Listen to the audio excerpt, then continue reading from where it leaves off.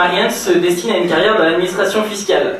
Ça ne doit pas influencer les gens du premier rang. C'est pas avant 3 ans, ne vous en faites pas. Donc alors, un sujet, comment optimiser votre imposition à votre sortie de Dauphine. Donc ça peut paraître sérieux, mais c'est un sujet qui recèle forcément de surprises. Donc maintenant, Marianne, c'est parti.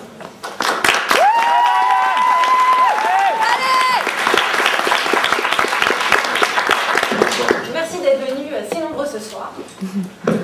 Alors voilà l'image du comptable véhiculé par les médias. Sylvain, le comptable de Caméra Café.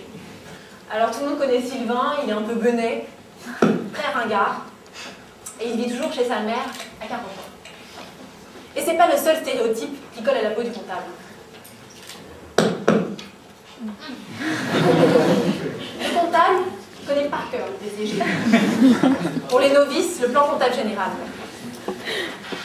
Donc, ce petit livret comporte des nombres qui sont associés à des comptes. Le commun des mortels, ces comptes n'ont aucun sens et ces nombres non plus. Par exemple, si on demande à un comptable qu'est-ce que 512 ? Bon, merci.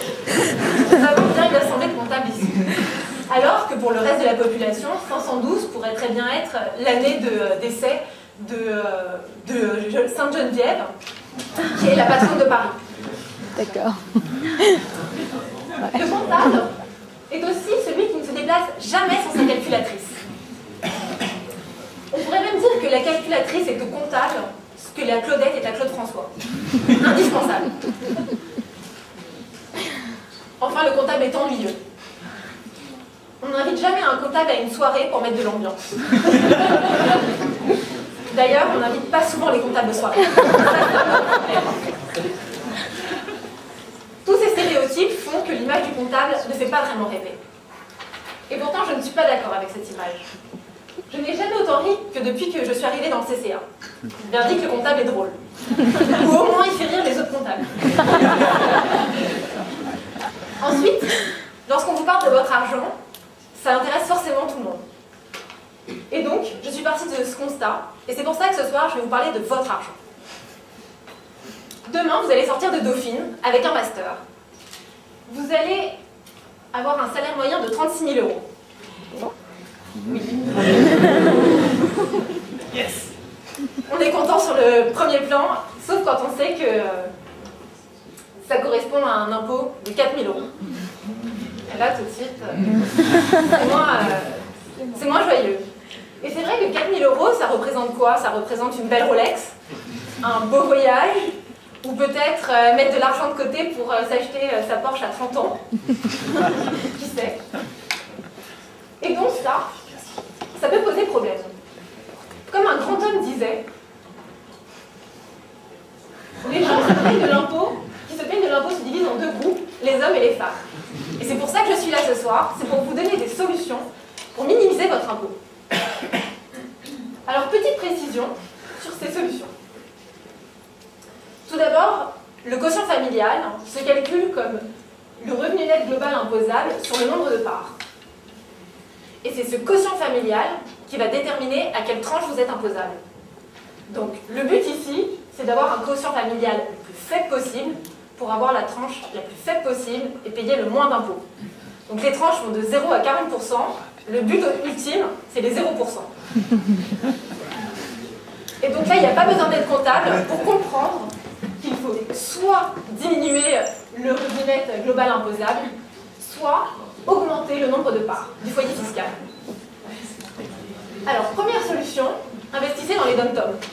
Donc il y a la loi Cellier, Outre-mer, ou la loi Girardin. Dépêchez-vous, elle s'achève fin 2012. Alors, que proposent ces lois? Elles proposent d'investir dans des logements pour la construction ou l'acquisition de logements outre-mer. Elles proposent aussi d'investir dans la rénovation de logements de plus de 40 ans. Et enfin, elles proposent d'investir dans certains types de sociétés. Ensuite, on peut se demander, mais que va nous faire gagner d'investir dans les dom-toms? Premièrement, une économie de 25 à 50% du prix de revient du logement. Ensuite, parce que c'est pas tout, plus 10 points si vous investissez dans une zone rurale, une zone urbaine sensible. C'est toujours pas tout. Plus 4 points si vous faites en sorte de mettre des énergies renouvelables dans le logement. Et c'est pas tout. Plus 14 points si on combine les deux.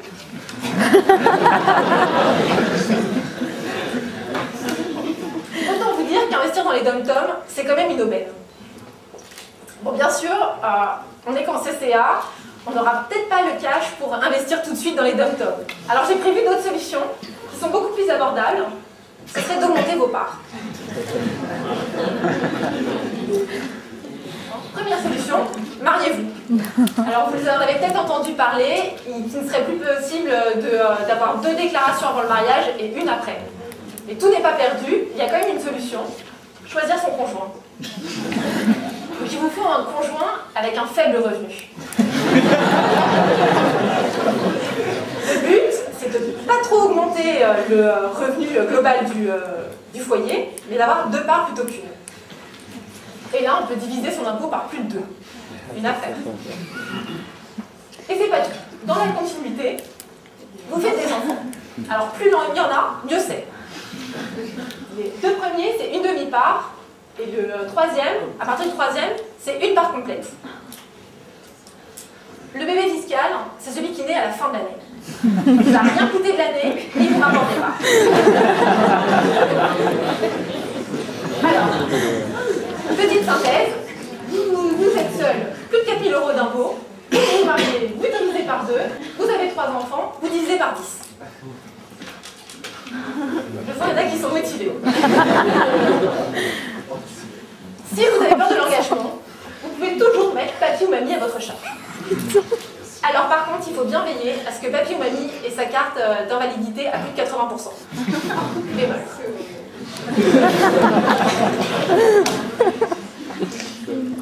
Autre solution, aller dans un paradis fiscal. Donc là, il y a plusieurs destinations. Andorre, les Bermudes, les îles Caïmans, les Caraïbes, le Costa Rica, le Liechtenstein si vous préférez la montagne. L'avantage de toutes ces destinations, c'est que vous n'y payez pas d'impôts. Par contre, le problème, c'est que ce sont quand même des prisons dorées, que l'ennui risque de vite vous guetter, et qu'il n'y a pas votre famille, vos amis qui vous suivront. Une autre solution, être bénévole. Parce que pas d'argent, et bah pas d'impôt. Le problème, c'est que pas d'argent, et bah pas d'argent. Et les comptables, ils aiment quand même assez l'argent. Donc je viens de vous proposer un ensemble de solutions qui ne vous conviennent peut-être pas. La meilleure solution, je pense, c'est de faire appel à une fiscaliste. Et je ne veux pas faire de publicité, mais je serais ravie de vous aider à optimiser votre imposition. Et comme le disait très bien Monsieur Bach, dauphine-moi un jour, dauphine-moi toujours. Alors je serais ravie de vous faire un prix d'amis. Je vous remercie à tous.